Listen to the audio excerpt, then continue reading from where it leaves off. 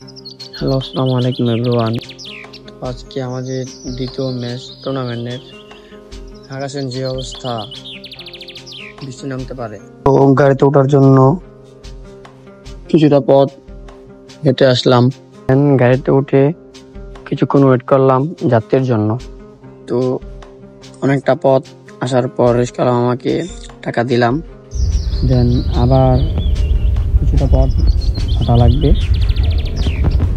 আকাশের যে অবস্থা, খেলা না হতে পারে, তাও দেখি কি হয়। দেন রাস্তার উপরে এসে একটা অটোতে উঠে বসলাম। দেন আবার অটোতে বসে কিছুক্ষণ ওয়েট করলাম। গাড়ি থেকে নেমে মাঠে যাওয়ার জন্য রওনা হলাম। জানি না তো কী হয়, যে অনেকটা লেট হয়ে গেছে আমার। তো মাঠে এসে দেখলাম সবাই এসে গেছে, শুধু আমি বাকি ছিলাম। দেন মাঠে নামার জন্য সবাই রেডি হচ্ছে।